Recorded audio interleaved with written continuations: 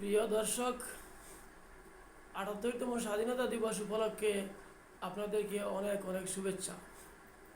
১৯৪৭ সালের ১৫ই আগস্ট ভারতবর্ষ স্বাধীন হয়েছিল। এই জন্য আমরা এই ১৫ই আগস্টকে স্বাধীনতা দিবস হিসাবে পালন করে থাকি। এদেশের মুসলমান এবং হিন্দুদের রক্তের বিনিময়ে এদেশ স্বাধীন হয়েছে, আমরা স্বাধীনতা পেয়েছি। বিশেষ করে স্বাধীনতা আন্দোলনে উলামায়ে কেরামদের ভূমিকা এবং অবদান অনেক বেশি। ১৮০৩ খ্রিস্টাব্দে যখন ইস্ট ইন্ডিয়া কোম্পানি দিল্লিতে এলান করল,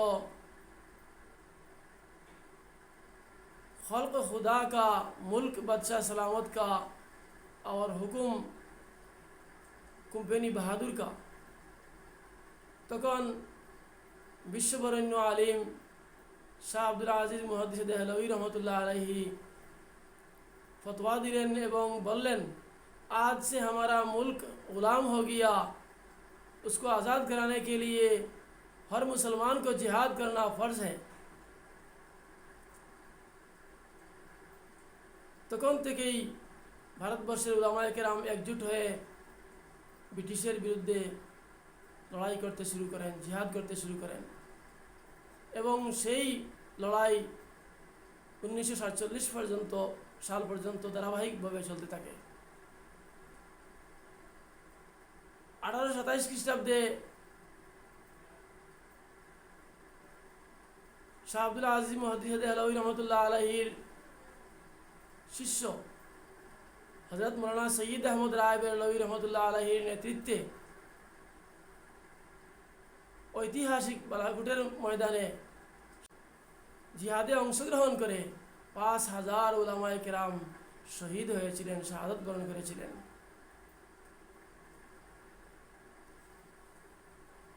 আঠারোশো খ্রিস্টাব্দের যুদ্ধ, যাকে সিপাহী বিদ্রোহ নামে আখ্যায়িত করা হয়েছে, ব্রিটিশরাই এই যুদ্ধকে সিপাহী বিদ্রোহ বলেছিল। সেই যুদ্ধের পরে প্রায় ৩০,০০০ মানুষকে ফাঁসি দেওয়া হয়েছে। তন্মধ্যে ২৭,০০০ মুসলমান ছিলেন। কেবল শাহ আব্দুল আজিজ মুহাদ্দিস দেহলভী রহমতুল্লাহ আলাইহির খানদানের ২৯ জন ছিলেন। বালাকোটের ময়দানে, সেই বালাকোটের যুদ্ধে সৈয়দ আহমদ রায় বেরলভী রহমতুল্লাহ আলাইহির শিষ্য শাহ মোহাম্মদ ইসমাইল শহীদ রহমতুল্লাহ আলাইহিও শহীদ হয়েছিলেন। এই ১৮৫৭ খ্রিস্টাব্দের যুদ্ধের পর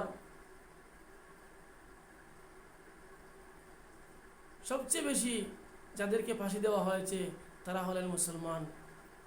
কারণ এই যুদ্ধে সবচেয়ে বেশি যারা ইংরেজের বিরোধিতা করেছিলেন তারা মুসলিমরাই করেছিলেন,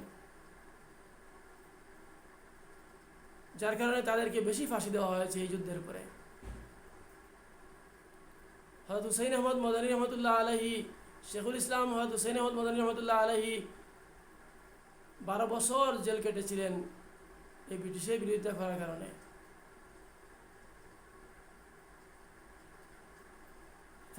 মৌলানা ফজলে হক খয়রাবাদী রহমতুল্লাহ আলাইহি আন্দামান দ্বীপে দীর্ঘদিন বন্দী ছিলেন, শেষ পর্যন্ত তিনি সেখানে মৃত্যুবরণ করেন। এইভাবে হাজারো হাজার উলামায়ে কেরাম জেলে ছিলেন, জেলে বন্দী ছিলেন এবং প্রায় ৫৭,০০০ উলামায়ে কেরাম শহীদ হয়েছিল, শাহাদাত বরণ করেছিলেন। আজকে এই সমস্ত উলামায়ে কেরামদের নাম ইতিহাসের পাতায় নেই। আমাদের ইতিহাসের পাঠ্যপুস্তকে এদের নাম নেই কেন? ১৮৮৫ খ্রিস্টাব্দে কংগ্রেসের ভারতীয় জাতীয় কংগ্রেসের জন্ম হয়েছিল তার প্রায় 80 বৎসর পূর্বে থেকেই, অর্থাৎ 1803 খ্রিস্টাব্দ থেকেই উলামায়ে কেরামরা এর দেশ স্বাধীন করার জন্য লড়াই করে আসছিলেন এবং শাহাদাত বরণ করছিলেন। অতএব সেই ব্রিটিশের বিরুদ্ধে যে লড়াই ছিল সেটাই ছিল জিহাদ। সেই ব্রিটিশের আগ্রাসনের বিরুদ্ধে যে লড়াই করা হয়েছিল সেটাই ছিল জিহাদ। এভাবে ভারতবর্ষের সার্বভৌমত্ব রক্ষা করার জন্য, গণতন্ত্র এবং সংবিধান রক্ষা করার জন্য যে লড়াই করা হয় বা ভবিষ্যতে প্রয়োজন হলে করা হবে, সেই লড়াই হইল জিহাদ। আমরা সবসময় ভারতবর্ষের সংবিধান, ভারতবর্ষের গণতন্ত্র এবং সার্বভৌমত্ব রক্ষা করতে আমরা প্রস্তুত।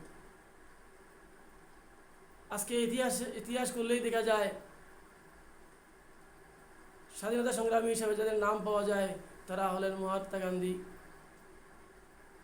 সুভাষচন্দ্র বসু, জওহরলাল নেহেরু, মতিলাল নেহেরু, তাদেরই নাম পাওয়া যায়, আরও অন্যান্যরা। আমরা তাদেরকে অস্বীকার করছি না, তাদেরকে আমরা স্মরণ করছি।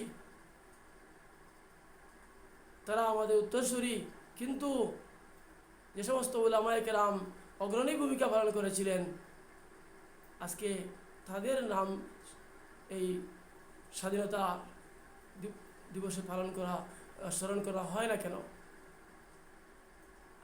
আমাদের উচিত ছিল আজকে সরকারিভাবে এদের নাম স্মরণ করা, আমাদের দায়িত্ব এবং কর্তব্য ছিল। আমি মনে করি এই সমস্ত উলামায়ে কেরাম যারা শাহাদাত বরণ করেছিলেন এবং যারা সর্বপ্রথম এই জিহাদের ডাক দিয়েছিলেন, তাদের স্মরণ না করাটা আমাদের জন্য একটা অকৃতজ্ঞতা। আমি আজকে দুঃখের বিষয়,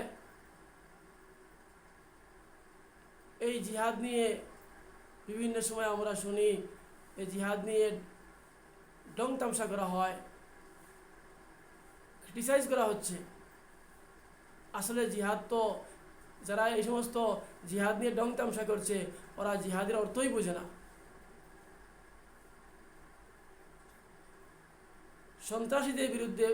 সন্ত্রাসীদের মোকাবিলা করা, দেশকে ব্রিটিশের আগ্রাসন থেকে রক্ষা করা, জালিমদের বিরুদ্ধে করা, এটাই হলো আসল জিহাদ, এটাই হলো জিহাদ। অতএব নিরীহ নিরপরাধ নিরস্ত্র মানুষকে মারধর করা, হত্যা করা, দেশদ্রোহিতা করা, এটা জিহাদ নয়, কখনো নয়। অতএব জিহাদ নিয়ে আপনারা অশুভ কথাবার্তা বলবেন না।